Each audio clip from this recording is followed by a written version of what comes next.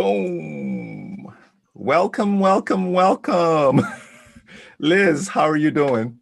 I'm great. I'm great. I can't believe it's already Wednesday. I have to look at my calendar because Welcome to the post-election episode. yeah, the post-election with no results yet. So we don't have to talk about it yet. Oh my goodness, my goodness. It's a beautiful day to be alive, I tell you. How are you doing? I'm doing great. I'm doing great. Everything is good, just moving along. And yeah, I mean it's November. It's crazy. You had a birthday. How was Yes. that birthday? I was gonna act like it wasn't. I was gonna ignore my birthday, but my family decided that that was not the plan. So Friday night they surprised me we were at the beach at Topsail, and they surprised me with a private party at the 1964 roller skating rink. And so I had one friend who lives down there. Her family came, and we but my family did not know, even though I've been married for over 20 years, that I do not roller skate. So I I said, how many times in the last 25 years have you seen me on roller skates? And the answer would be zero. So but it was so much fun. I mean, it was just pretty much everyone else was skating, and I just enjoyed watching and Yes. hanging out and being there, and it was great. Didn't you get on? No, no. What? Come I did not on. need to injure myself on my birthday weekend. So I just thought it was safer for all if I did not put on roller skates. So yeah. Oh wow, wow, that's great though. I think the beauty of the beauty of parties, it's so much not the event per se, but it's the people Yeah. who make it, and it's not about location. You didn't care about roller skating, but you enjoyed it because they were there. Reminds me of a party we had. We were transitioning. We're in the process of building our home. We had put the house on rent, our old house on rent, got rented as soon as we put it out. So we had to go into an apartment. During that time in an apartment, we had, I think it was my birthday, and it was cooped up. But if I tell you this was the best party we ever had. It was a jam session. Food was on the table. It was tight. We had to be, "Hey, excuse me, and just enjoying it." So it's the bottom line is all about people, Yeah. right? It's Yeah. all And I about people. and I think during COVID, and then on Saturday, I was removing wallpaper on my birthday is what we're renovating a beach house. So I was Okay. ripping wallpaper down, and they told me I had to be ready to go at 2:15, but they wouldn't tell me what to be ready for. And I got very annoyed because they'd already surprised me the night before. And I was like, I don't want to go anywhere.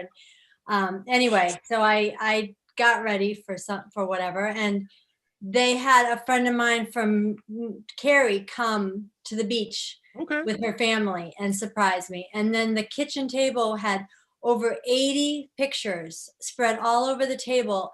My mom had texted some of them to my husband, and then some were from when my kids were little, and some were from when my Mm. husband and I were dating, and just pictures all over the table of my family and myself. And it was like, I think COVID has made me like, just to have that one friend come to the beach and to have those pictures. It was so special and so thoughtful, and Mm. it made my birthday. It was wonderful for, Wow.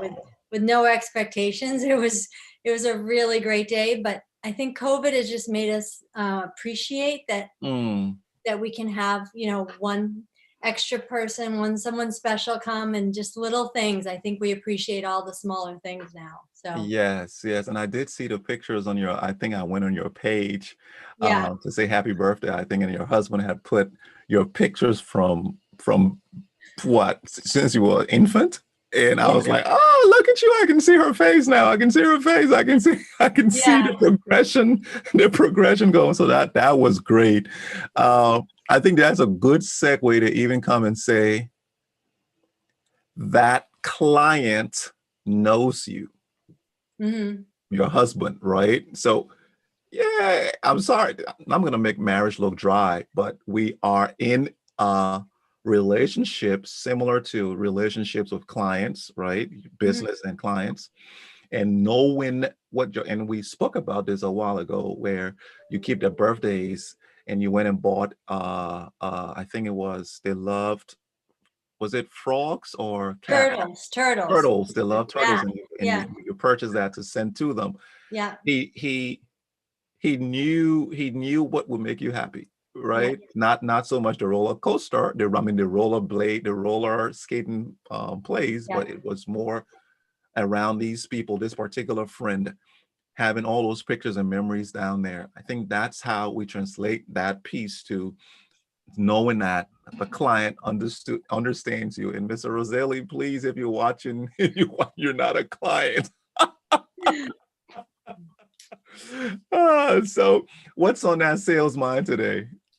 So today, I have a vendor of mine who does like the shirts that we have on. They're the supplier of these shirts, and they are having a webinar on trends and what's new and gift giving for the year, a special one for my company. And so Okay. they said, send out, send an invitation to your clients, and see if they want to join this webinar. And I've never done anything like that before for my customers. And I was like, I don't know, is anyone going to care? Are they going to want to come? You kind of, in your head, you kind of talk yourself out of it a little bit. But I said, I made a cute little Canva invitation with ugly sweaters on it. And Gotcha.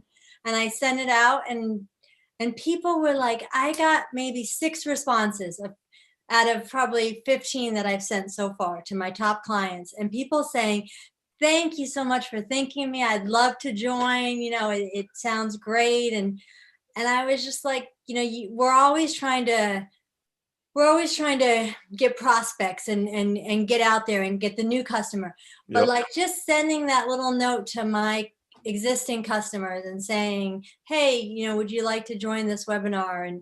And they loved it, so I think it's about continuing those relationships too, not just trying to always be going for the next new client, but taking care of our customers, and they'll surprise you. I mean, I think just you don't know who's going to respond until they they get a free hat. I mean, they're coming on maybe because they get a free hat. I don't know what would make you come on, but I think they're interested to see what it's all about too. Yes, and I, yeah, the hat is the carrot, right? But more so, they believe in what you do. They believe in the quality. They believe in. I mean, I know if I, I've seen, I've touched it. I saw the mindset one. Oh my goodness, the shadow behind that is so. What we're talking about is another polo of embroidered elite mindset with a bullseye on it, and it's just that shadow, the gray shadow behind that. I was like, oh my goodness, I want to take this for myself. But I tell my clients about get keeping and growing. Always have that process or system in place where you told me you're sending to your old clients the webinar. Am I thinking, overthinking? Will they come? Will they not come? The key process is you are going to ensure that you service them beyond their expectations. So it's me getting these beyond my expectation. The grow now is that's just what you're doing. Hey, here are other options that exist that you didn't think about for your business that you can, put in and have us assist you in marketing. So sales, it's always, as we say, we're talking about selling success and it's sales. We are in your business processes, always have that get, keep, grow, get, keep, grow. Because if you think of get in just one time, thank you, bye, your cash flow is going to suffer. as time goes on. So you repeatedly improve, keep them, give them new options so that you can grow and they grow also. Right. And I think Right. it's also about knowing, like, for this, something like this supplier, my customers might not think of me for this type of product, right? They might think of me only for their pens or their coffee mugs or whatever it is. And now to think that I can do all their uniforms for them or whatever it is, or they didn't think Wow. about giving, a fleece or a sweatshirt to their employees or customers. So Hmm. it's just about growing that part of your business too. Like, can you have different channels that you're not even, these people already trust you and they like you, but what else can you be doing for the customers without having to go get a whole new customer? So I Correct. think that's Correct. important too. Oh, by the way, feedback from my call. Yeah. He emailed me, so I called him and I emailed him. He hit me. He emailed me yesterday or day before yesterday. Well, in election season, let's talk next week. And I shot him my calendar saying, "Hey, let's." So what we're talking about, there's a flashback from a previous one of cold calling, or not even cold calling, getting back to your clients um, to get feedback on why they did not either one on board with you, what's in their head, any objections about the product. So you find that out. And his was the price. So it was a price point, and we talked on the price point. Liz had told me, we talked about cold calling and get picking up the phone, and I promised I will call. So did the call, and now a possible sale looms in the near future. So yeah, that's just feedback from that, Liz. And then I think it's so important to, if they say, oh yeah, let's follow up in 2 weeks, I always put on my calendar a reminder to follow up in 2 weeks, to do, like, if he says, oh, check in with me in the middle of November, or they'll say, check in with me next spring. I'm putting that reminder somewhere so that I make sure I do that, because I said I would. You know what I do with mine? So I have another process in there. When they tell me when he told me let's talk next week, in the same email I said, here's the calendar. Please find a space that's appropriate, that's good for you, and I'm looking forward to talking. Next week comes, he doesn't put it in there. I'm hitting him up saying, "Hey, you said we were supposed to talk this week, and now here we are. Let's talk." It's not. I have a friend who she hates getting back to the client when the client forgets, even though the client said, "Call me or get with me." I'm like, "Hey, they already told you." I feel like I'm being salesy. No, you're not being salesy. You are you're being judicious. You're running behind your business. Did they tell you it's not a cold call? They told you I'm gonna call you or you call me, right? So go ahead and do it and tell them. Remember, you said, right? I think that's a And good way. I think we as salespeople think that they're just brushing us off, right? They don't want to, maybe they don't want to say no, and it could be, but if if they keep doing that to you, then you have to keep up your end of the bargain, and keep calling them. So until they're gonna say Liz. no, but I think they're gonna be like, oh my God, I can't believe he actually called that, next. I think it impresses them. So yeah. Wow, Liz, that mindset, that's a different mindset. I like that. Whereas if they say, call me, be like, okay, I'm gonna call you, and then you keep calling. Until they're going to say no, right? I think it just builds your credibility and your It dependability. So it yeah. credibility. I'm taking credibility.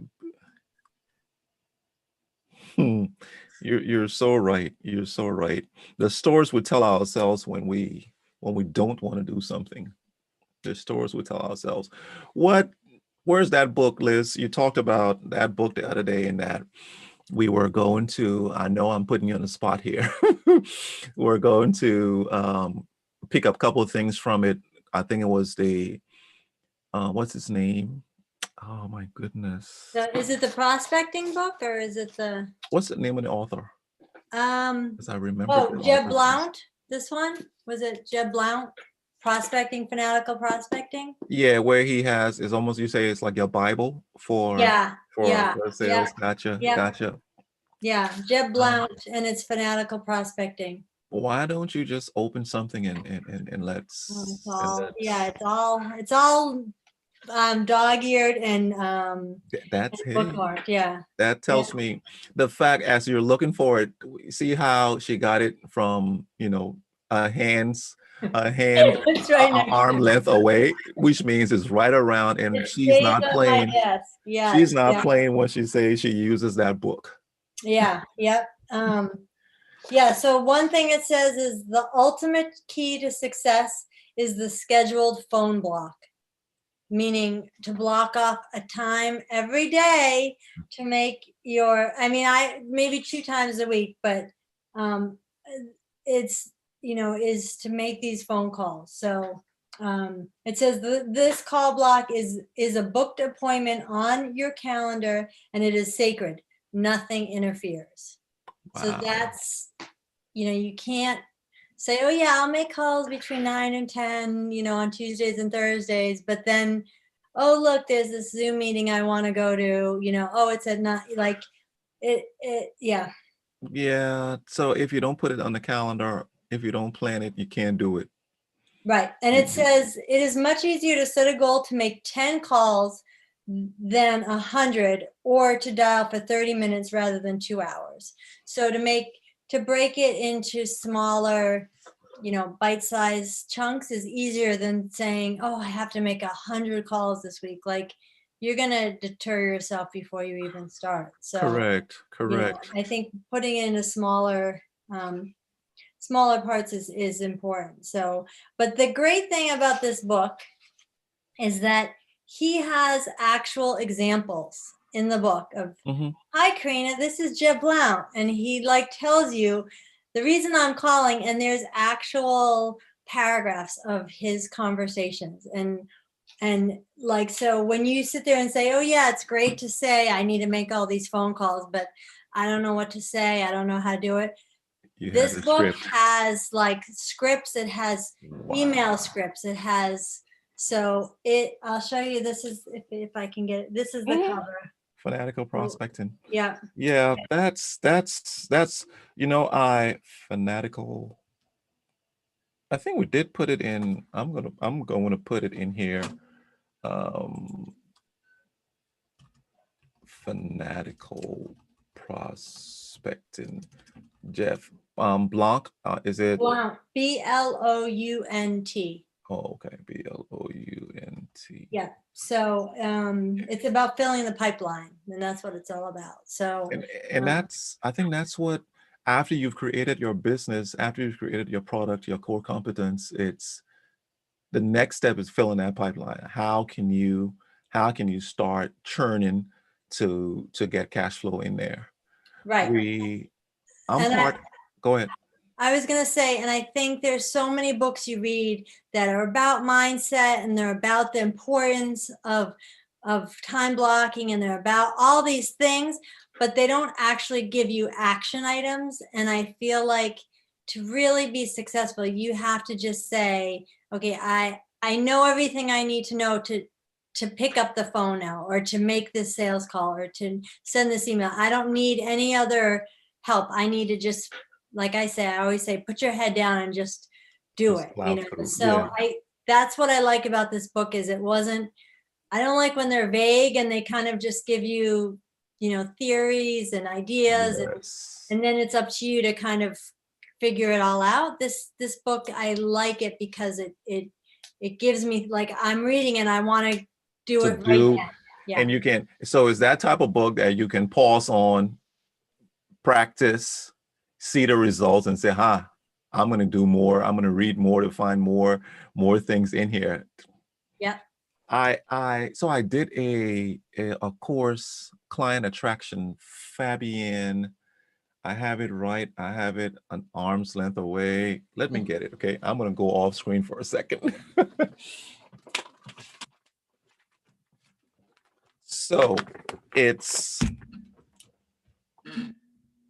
Fabi, the client attraction system, and this is, is a bold heart. Bold heart. Have you heard about her? No. She has excellent. So it's a PDF of it. She has excellent practical steps in how you attract clients. And she went through failures in her business, and that's how she created this system. I think, and her name is, I need to get it. It's been a while since I opened it though. Fabian Fredrickson, right? Oh, okay. Yeah, I have heard of her. Yeah. You have heard about her, and I Yeah. went through this, and she has worksheets in there, and just what you're saying on how to do it, having these calls, making sure that you follow through, understanding your business, making sure that everything that you're doing has an endpoint and the results that you need. If you're not finding the results that you need, tweak it and attempt it. So business is selling is not a science. What's Mhm. your thought process on that? Selling is an art form and not a science. What's your thought process I on mean, I that? think that's why we talk so much about mindset, because I feel like selling is more about a mindset. It's about setting up a procedure and a system where you say, I'm not going to think about it too much. I'm just going to, here's my list of my 10 calls this morning. Like, there's no thinking about, when that time comes, you're not supposed to sit there and say, okay, let me think through all my prospects and figure out who should I call. And you spend the first 30 minutes just reviewing your information and kind of thinking through, like, oh, I don't know if I want to call them today. I don't think he likes Tuesdays, or, you just say, okay, I have this list here. I'm taking the first 10 on the list, and I'm just going to pick up the phone and call. So Wow. I think we get so tied up in all the worrying, and then, okay, do I have my my spreadsheet or my CRM? How am I going to put them in there? I need to write 3 pages of notes. No, you just have to pick up the phone and Pick up the call. phone. Yeah, Pick up yeah, the phone. So your business is pick up the phone. yeah, I mean, a yeah, good yeah. product, but pick up the phone. Yeah, I mean, like we Hmm. said before, I think so much of my business is referrals, is because, you have to, once you make that call, once you get them to say, okay, I'll give you a shot, you have to deliver on what you're talking about too. You can't just, I mean, in my business, when I first started, I did ask a lot of questions to people about who are you using now? What do you like about them and what don't you like about them? And Mm-hmm. one thing that so many people said was, well, I asked for this information and they either I didn't hear back from them, or it took them a couple of weeks to respond to me. And you're not going to feel, your client is not going to feel important, like you care about them, if you don't respond, if you ignore them and don't respond or don't get them the information they ask. So to me, Wow. that was so simple. Like, if I can just deliver on what I say I'm going to do, then I mean, they're going to like me, and they're going to trust me. That's true. That's true. We talk about setting expectations. And you tell the client what they'll get. You give them what they'll get, and you tell them what they got. So it's just like in public speaking. So Toastmasters, they say, tell them what you're about to tell them what you said you would tell, and then tell them what you told them. So it's and it's tight, because the person says, you tell them, Wulwyn, in fact, I'm going to use me. The first thing was, I'll send you the thread out, how it looks. You okay it. After you okay it, I'll send it to the company, and you get it in a package, surprisingly on your doorsteps. You're like, huh? So um I wasn't expecting it then. I thought about it, right? And I was like, okay, man, it's coming. I know, I trust, right? It's coming. But when a client, well, as you were saying it, something came to mind. Email. So the same way how a call, you can make your calls, I think people can can also put their times to either look at their emails in the morning for 30 minutes, at lunch for 30 minutes, and at the end of the day for 30 minutes, because you could get inundated with email if you just continually just keep looking and you will not do your work. So same thing with calling. Go set your time for 30 minutes or an hour to get rid of important ones. There are search. There are now you are Miss Call and I'm Mr. Email. There are certain there's a way you could search for if you're in a CC. Now, if I'm in CC, it means that you're copying me and you are not really asking me to give my input. It's informational. Search where I'm in the tool field. And when you look at those are the priority searches. You search and say, okay, I'm going to look and see. And once nothing's in there, search CC. CC looks nothing. You kind of know when your clients' names, etc., and you can look through quickly and reply. Because just as you said, if you go and you've told them I am responsive and you don't respond to them, they're like, well, I'm going to take my business somewhere else. Yeah. And I think if you can't respond right away, even within the same day, because it's going to take longer, like I believe in responding and saying, thank you for your email. I'm working on your proposal. I'll have it to you within the next 24 hours or something. Just give feedback. Just touch base, let them know that you got it and that you're on it, So I have a app that I like that's on my computer called Todoist. There's so many to-do lists out there and apps, but Todoist, I like it because I can drag emails into as a to-do item in Todoist. So if someone says, hey, I need you to do this thing for me, or I'm looking for this, or whatever it is, something I needed to do, I drag it into Todoist, and that way it doesn't get lost in my email. Like it shows up as an action item. So the app is Todoist. Correct. Okay. Todo. No. Yep. Yeah. Exactly. To do So it. without the L for list. Yes. Todoist. Yep. Gotcha. And so that I like because you can move it till tomorrow, whatever you want to do. You can make notes, but your email will be in your list of to-dos. So interesting. Yeah, because my biggest fear is that you're gonna, we all look at our email on our phone, but you're like, oh, I'll respond to that when I'm on my computer or whatever it is, and then you don't want to drop the ball and forget about it. So yeah, that's a nice way to do it. What you just said. So during writing software applications, you look at the beginning of in the early 90s, late 90s, software would, when there were long processes, the programmer would not put in any information to give feedback. And you would think the user would usually go and look and say, this thing has crashed. And they would stop. They will go and do a Control-Alt-Delete or do some keystroke that would stop the process. And we got hip to the game. And what changed was, if it's a long process, we put in the software, it's a 10-minute process. At every minute or two, show something that in progress. So what you see now with loading, loading or the circle going to that's a feedback mechanism to me, the client, like, okay, they're working on my thing, they're working. And that's just exactly what you put in play with, hey, I'm working on it. You will hear from me in a week, in a day or so, and I'll get back to you. That tells the client, even though you don't have it, like, and that's PM number one, program management number one. Communicate.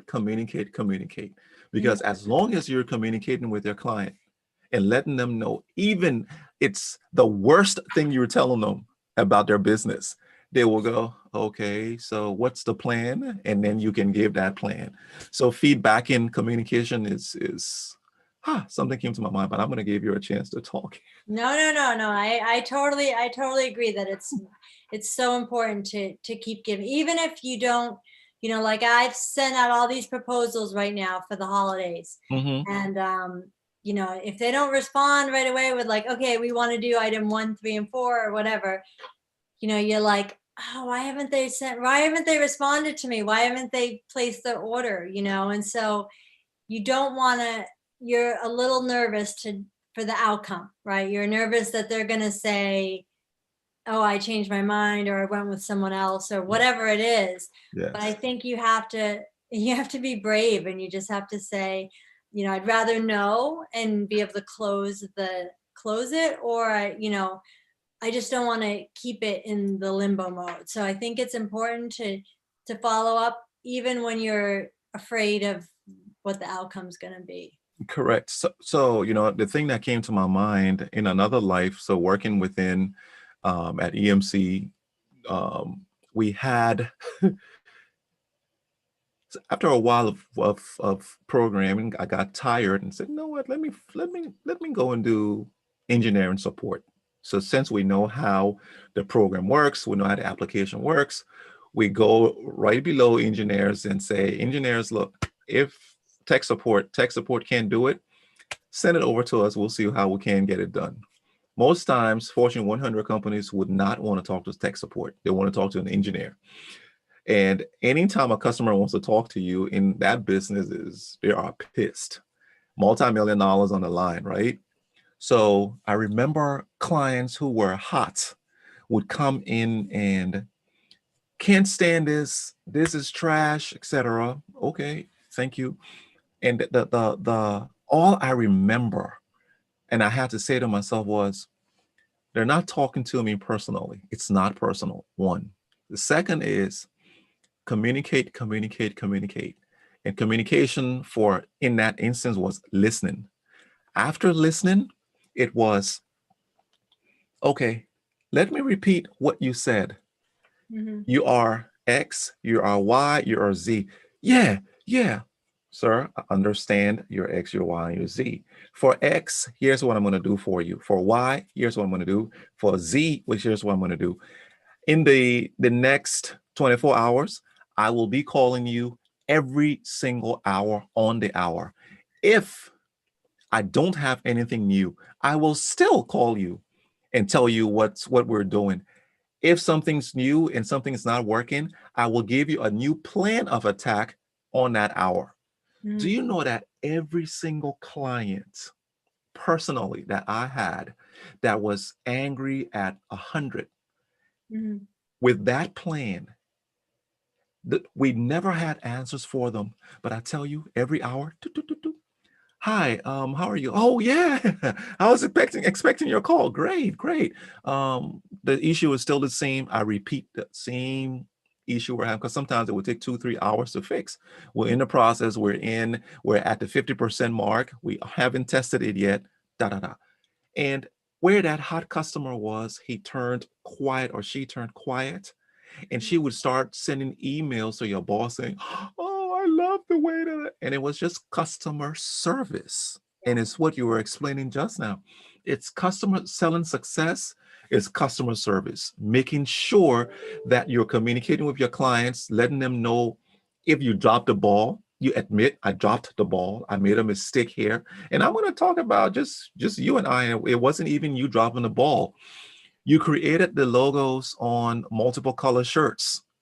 And you said, well, when I knew that color didn't look good, but I just wanted to see what you said. And I said, no, no, no, you know what? I don't like that. You're right. So let's do this. You go ahead and do what you want to do. Because I trust your eye. Here's what a bad business looked like. You would have you would have not sent me those you know what, I always thought, why is she sending me this so out, why is now I got the reason why. Because looking at the colors, I was like, no, that blue doesn't look good on the red, change it. And you were like, yeah, well, when I said the same thing, but I just wanted you to see it. Liz, that's why I call you Liz the Biz. But that's customer service, catering to the customer and ensuring that they get the best that you're offering. Yeah, no, I agree. And I think my job, a lot of times there's a lot goes on behind the scenes, and you don't want to bug your customer with more information than they need to know, but you also want to make sure that they're following along and knowing why is this taking longer than expected, or what's the problem. But I think we all in everyone's business, nothing goes perfectly all the time. And so, no one likes to have to make that phone call or send that email of like, this is not going to deliver when you wanted it to, or there's a delay, or it's wrong. Or, I mean, I've had a whole case of a whole order of wireless chargers that didn't charge, and and so I have to then, I mean, they were charging cables that didn't charge anything. And, it's like, you have to say to your customer, are you sure you're plugging it in correctly? Right. And you don't want them to think of, but then it's like, yeah, okay. So now we know the problem. I am addressing it. Here's the solution. We're going to send them back. They're going to check them, and it, it's awful and you don't want to deal with it. But now they got them back. They all work. I don't know what changed, but it's all good. But everyone dreads that email or that phone call that you get where it's like, this isn't working, or they delivered to the wrong address, or, but I was going to say, I have a challenge for you. Talk to and for our audience. Okay, so I worked for a company where we were a startup and we made kids cooking kits, and we manufactured them overseas and then shipped everything to a warehouse, and then we shipped them to our customers. And every single time because we have to order in such large quantity, we had all these orders lined up. And every time they would be delayed at customs, or, our customers had a due date and we could never get it in on time. And so I realized that anytime my work phone, back then I had two phones, the work phone rang, every time it rang, I get that pit in my stomach. Like when the phone rings, no one calls you to say hi, tell you to say, oh my God, I'm it's always for a problem. And every time that work phone rang, I was like, oh God, I don't want to answer that phone. So my challenge is that I think a lot of people, especially today, we don't get a lot of phone calls. And if we do, it's either lately it's been a political call, or it's a robocall, or it's someone that's not happy with your business that you're doing. So how many calls do you get that are actually a positive, happy call? So so my challenge is and I'm going to do it too, is to come up with not selling yourself, but just a reason to call, 10 clients or prospects for a positive reason, where it's nothing that you're not trying to sell them, you're just checking in or whatever it is, but something that's going to make them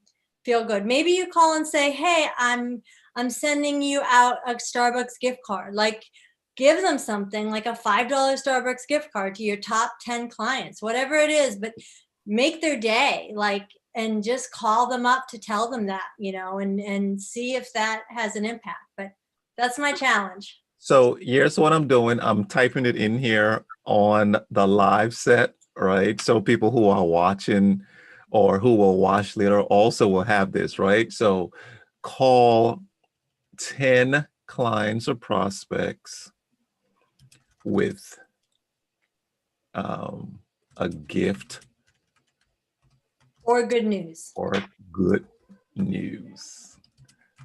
Tell us about the results. Wow. Excellent. I'm going to do it. 1, 2. I was talking to Ed Dudley, and the conversation was, we have to honor people. And I think what you're saying here is we're honoring our clients. And in honoring your clients, it opens, and we're not manipulating, we're influencing, because when you're trying to do this, to manipulate them to buy, that's the wrong thing, but we're influencing and we don't want anything back. But when you honor people, they favor you. They favor you And big it time. will, and if they answer the phone and you say, hey, I'm just calling to say hello and checking to see if you're doing okay, and I want to send you a pair of sunglasses, whatever it is, a Go Starbucks gift card, the joy that they're going to have on the other end, they're going to be surprised. And I think it's going to just make you as making the call, it's going to just elevate your mood too, obviously, for bringing that joy. So it's a powerful thing, but I think it would just, how great would it be to make 10 people's day better by just picking up the phone? So true, so true. So I'm going to take that challenge. I'm going to take that challenge and call 10 of my old 10 old clients, and just what, $5 gift card, right? And say, here's your your $5 Starbucks. Go and get a muffin. Yeah, and the great thing is now you can send it via text. You don't even have to mail it if you don't want to send them a card, but you can. And there's a whole bunch of different gift cards on there, but you can just text them. Hey, I just called to tell you I'm texting you a gift card. So it'll be instant. But yeah, and this tis the season of giving, right? yeah, exactly. Happy November, right? Happy November. Happy November. So, Liz, we're at what, 12:41. We got 4 more minutes. Let's shoot the breeze. Let's shoot the breeze. I have another quote for you if you want. Let's go. Let's do it. Let's do it. So one of my favorite books, Think and Grow Rich by Napoleon Hill.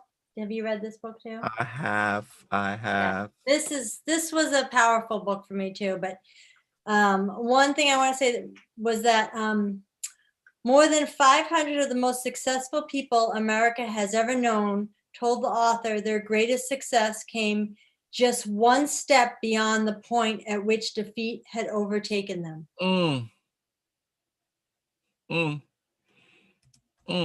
Which page was that? That is page 6. That is at the that's probably still in the forward, but I have it highlighted. And Think and Grow Rich, Napoleon Hill, page 6. And Yeah. I'm putting these things in the chat. Don't give up. Paraphrased.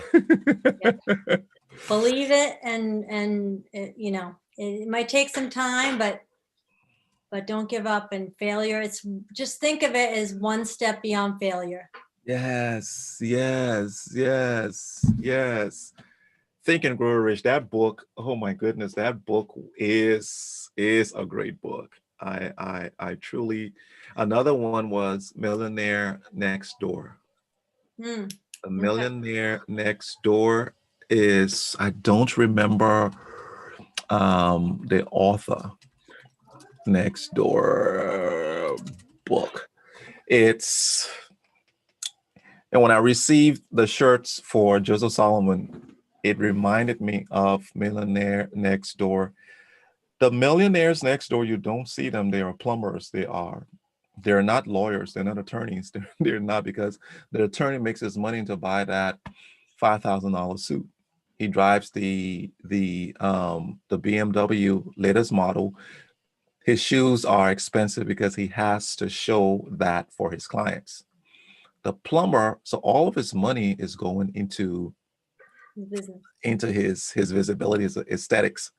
The plumber has his work truck that's been paid by the company. He has a uniform with his name written on it. He has 10 shirts that he wears over and over. They're clean, and he gets it, and he comes back and he's putting money, saving his money. When you look at the two cash flow on the bottom line, the plumber their attorney looks good, but he is struggling here. When I received the shirts, I told my wife, Millionaire Next Door, baby. She's like, what? I said, honey, this is a uniform in a sense. Not everywhere I'm going to go, because I will have to wear suits or, at certain places. But in the summer, regular outings to go and meet clients, etc., put a pair of slacks, pair of shoes on, and I am as professional as ever. Yeah. So the I have to tell you, I am going to save the voicemail message that you gave me for a long time because you were so excited on that call, like after receiving this package on Saturday, I that was. I was just like, who would think that a couple of shirts could do this? You know, I mean, how that's the power of, you know, when it has your client's name on it or their messaging, if you get their messaging and you repeat it back to them, they're gonna love you for that. Yes. So that's what Yes. it's all about. It's Yes. all about them, right? Yes. Yes. And Yeah. Liz, I'm going to end this on this one. Thank you. Thank you so much because I had purchased some Banana Republic polos, which are really high quality. And I told my wife, oh, I bought, 5 of these and I'm going to put the logo on there. And she's like, okay. And that was 2 years ago. 2 years ago. And every time she sees me wearing those polos, she's like, is that your business? I'm like, yeah, yeah. But when these came and she wasn't here, she was Poland, she was at the polls. I put them on the bed and just, laid it out like that. And she came, she was like, snazzy, Mr. Port, snazzy. I'm like, yeah, it's Liz. So thank you so much. I truly, truly appreciate it because it takes the brand to another level. Mm-hmm. Yep. Mm, Yep. thank you. Yeah. So any last words? Any Billison today, or was the Billison the quote that you give? Yes, well, it was interesting with all the pictures my husband put all over the table to see the ones of my family and to see my dad because he's passed away. Yep. Were just, special. And he wasn't a man of over exuberance, and so when he gave you a compliment, it meant much more to me because he was not the one who was going to tell you your coloring picture from when you were in first grade looks, he would not hang that on the refrigerator. And so he was a hard critic, but I think that, having that grit made me stronger and made me better for it. So Our best cheerleaders. yes, exactly. Our hardest critics, right? Correct. Yes. Yes, yes. Yes. Yes. Ladies Okay, and William. gentlemen, you guys have a good one. Take care.